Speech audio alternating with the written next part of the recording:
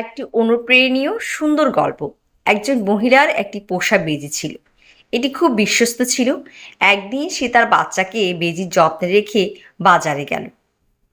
এমন সময় একটি বড় কোবরা সাপ ঘরে ঢুকে পড়ে।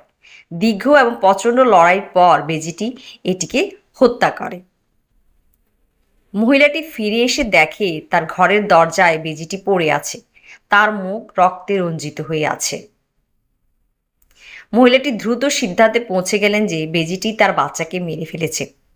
আচমকা ক্ষোভের মধ্যেই মহিলাটি একটি জলের পাত্র বেজিটির উপর ছুঁড়ে এটিকে মেরে ফেলল।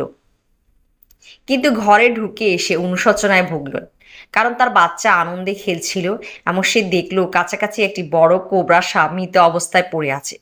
মহিলাটি বেজিটি মৃতদেহকে আদর করে সুখের অশ্রু ফেলল। গল্পের নৈতিক: তাড়াহুড়ো করে কোনো সিদ্ধান্তে পৌঁছাবেন না। সময় নিন, ভাবুন এবং সিদ্ধান্তে পৌঁছান।